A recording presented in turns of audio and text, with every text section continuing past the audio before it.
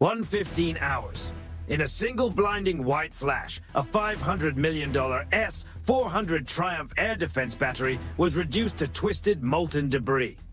There was no radar alert, no siren, not even a single signal from the early warning systems. Only a 750-mile-per-hour shockwave that blew out windows across a 3-mile radius and left a huge crater where some of Moscow's most advanced equipment had stood moments earlier.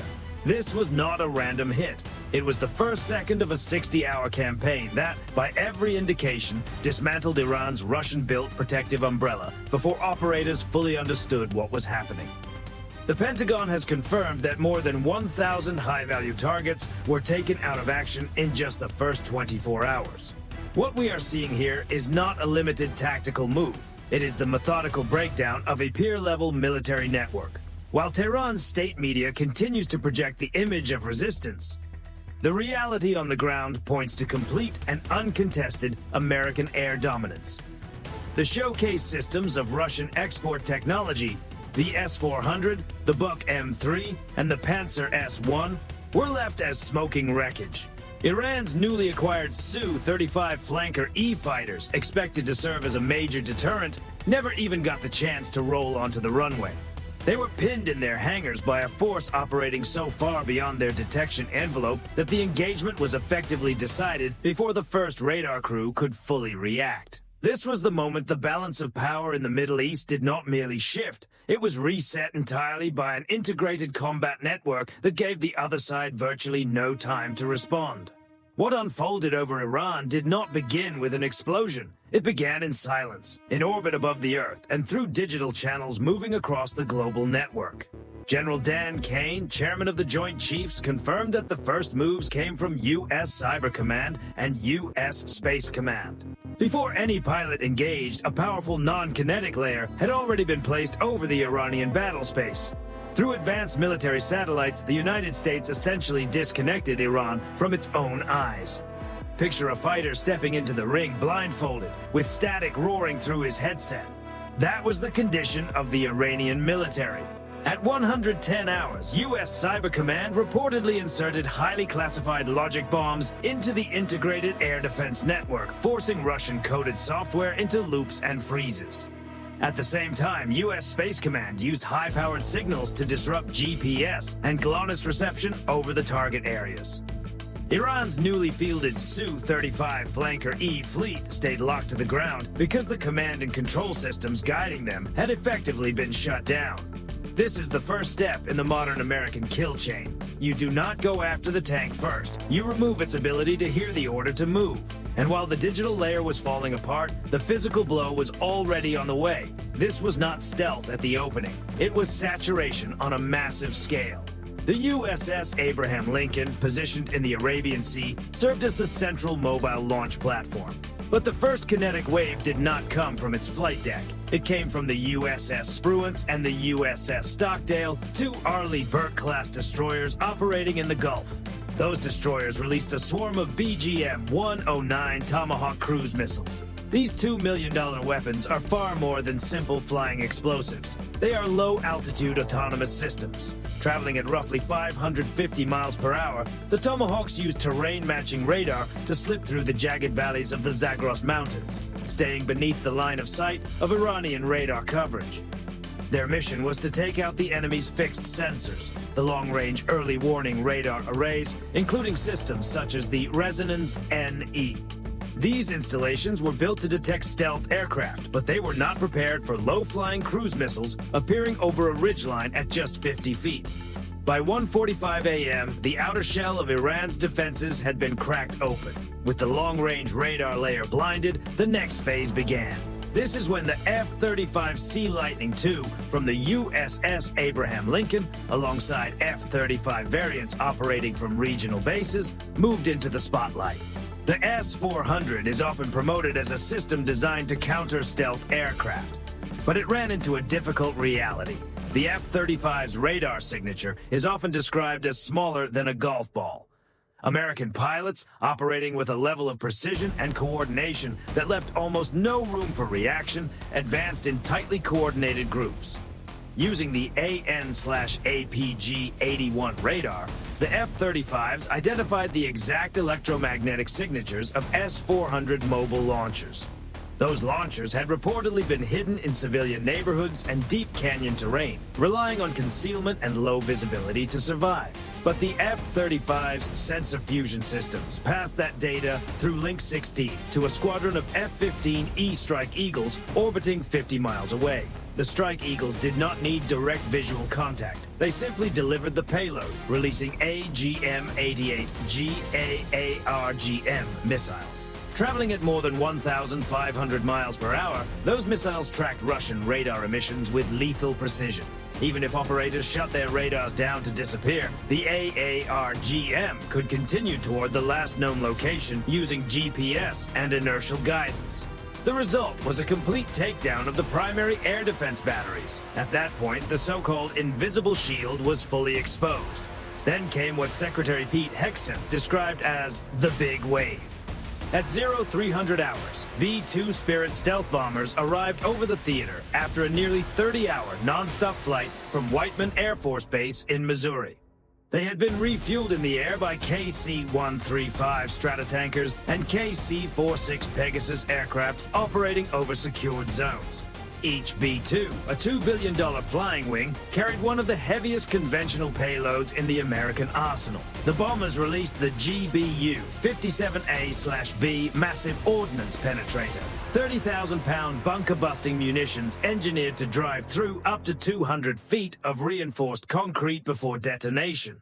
Their targets were Iran's underground missile complexes, hidden deep inside mountain networks controlled by the IRGC. These fortified sites were believed to be beyond the reach of conventional air power. That belief did not hold. The impacts landed with the force of a localized earthquake, collapsing tunnel systems and sealing the missile stockpiles inside. This is what efficiency looks like. A $500 million underground facility taken out of action by a single, perfectly placed strike. While the air campaign was unfolding, the USS Abraham Lincoln Carrier Strike Group also had to face Iran's asymmetric naval threat. Dozens of fast attack boats and submarines moved in, attempting to overwhelm the carrier. This is where the coordination of the U.S. military became impossible to ignore. The destroyer USS Mason brought its Aegis combat system online, linking the fleet's sensors into one shared picture of the battlefield. From there, the ship launched RIM-174 Standard Missile 6 interceptors, racing out at roughly 2,600 miles per hour to stop incoming anti-ship cruise missiles before they could close the distance. At the same time, MH-60R Seahawk helicopters lifted off from the carrier, armed with AGM-114 Hellfire missiles. They became the precision shooters of the sea, engaging fast attack boats long before those vessels could get within 10 miles of the carrier. For Iranian crews, it was a deeply one-sided engagement. They were up against an opponent that could track them at night, through smoke, and from 50 miles away. They had almost no window to react. On the southern flank, near the bases connected to the U.S. Fifth Fleet, the IRGC attempted a land-based response. Mobile missile launchers were moved toward the coastline, but they were met by M142 HIMARS units. These launchers, transportable by C-130 Hercules aircraft, delivered volleys of GMLRS rockets with extraordinary precision. Each rocket uses GPS guidance and can hit a target with remarkable accuracy from long range. The Iranian launchers were disabled before they ever left their staging positions. This is where American technology draws attention. The ability to deliver precise and overwhelming force from a platform that can be packed up and repositioned 30 miles away in less than 5 minutes. Iran's land-based anti-carrier systems never even got the chance to fully set up. By the 48-hour mark, the Iranian military was reportedly trying to regroup using older radio traffic and courier-based communication. The U.S. answered by sending in EEA-18G Growlers, specialized electronic warfare aircraft based on the FA-18 Super Hornet and equipped with ALQ-99 tactical jamming pods. The Growlers flew patterns above key urban areas. They did not release bombs.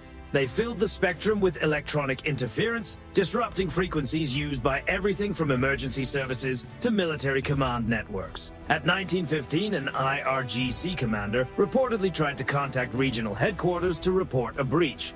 Instead of a response, he heard only a piercing tone. In effect, the Growlers placed a digital curtain over the Iranian leadership. This is the human side of the technology.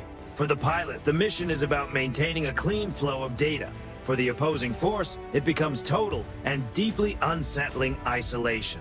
Secretary Pete Hegseth stated that 49 top Iranian leaders were taken out of action in the opening strikes. From a business and logistics perspective, the return on investment of the operation is staggering. The United States has effectively helped secure the 15% of global trade that moves through the Strait of Hormuz by reducing the threat posed by Iran's air and missile network. When you compare the cost of several Tomahawk and SM-6 missiles with the stability of roughly $2.5 trillion in global trade, the numbers speak for themselves. This operation is not only about winning a confrontation, it is about setting the rules of the game. Russian and Chinese-built systems were tested against American integrated warfare, and they came up short. That is the real source of the opponent's paralysis. The realization that even the most expensive defenses can become vulnerable when the other side operates at the speed of information. And behind every F-35 and every Aegis console is a human being. The professionalism of the U.S. Navy sailors inside the Combat Information Center of the USS Abraham Lincoln is the real advantage. While Iranian state television showed troops shouting and firing blindly into the sky, American sailors remained calm, working through checklists they had rehearsed thousands of times. This is the satisfaction of efficiency. Watching a complex plan involving satellites, stealth bombers, and cyber operations come together with almost no wasted motion. Human command remains in the loop, but the technology handles the hardest tasks. Even the carrier's close-in weapons system, positioned at the edge of the deck, can automatically engage a stray drone with up to 4,500 tungsten rounds per minute, but only after a human tactical action officer gives the authorization. Now imagine this decision is yours. You are the tactical action officer aboard the USS Spruance. You have 10 seconds to choose. A wave of 40 low-flying Iranian one-way drones is approaching from the east. At the same time, two Su-35 flankers have appeared on radar 80 miles to the north, preparing to launch long-range anti-ship missiles. Your vertical launch system cells are limited. Do you reserve the SM-6 missiles for the Su-35s, or do you rely on ESSM and the Phalanx CIWS to handle the drone wave first? If the drones get too close, they could interfere with your radar picture and make the Su-35s much harder to track. But if you focus on the aircraft first, the drone wave might reach the bridge. How do you keep the engagement chain intact? Every minute of this 60-hour campaign has delivered the same message. The world is watching legacy warfare break down in real time. The so-called invisible Russian-backed air shield in Iran turned out to be more myth than reality once it faced the full weight of American networked power. This was not only about protecting a strike group, it was about helping secure the global supply chain. And as the sun rises over the Persian Gulf, the USS Abraham Lincoln is still there. Its catapults are still launching aircraft. Its sailors are still on watch. The rules of the sea have not changed. They have simply been reinforced. For the U.S. military, this was not an act of rage. It was another day of disciplined execution, demonstrating the professionalism that helps keep some of the world's most important waterways open. If you want more second-by-second breakdowns of how the U.S. military uses integrated systems to counter some of the world's most dangerous threats, be sure to like the video and subscribe to the channel. We'll keep unpacking the technology and tactics shaping today's front lines. The scenario described in this video is a technical and tactical analysis inspired by reports about U.S. and Israeli strikes in Iran. While it draws on real military platforms, technical specifications, and regional tensions, the exact engagement sequences and tactical developments are hypothetical dramatizations meant to illustrate U.S. naval doctrine, defensive systems, and operational concepts. Until next time, stay sharp and keep your eyes on the horizon. The Navy certainly does.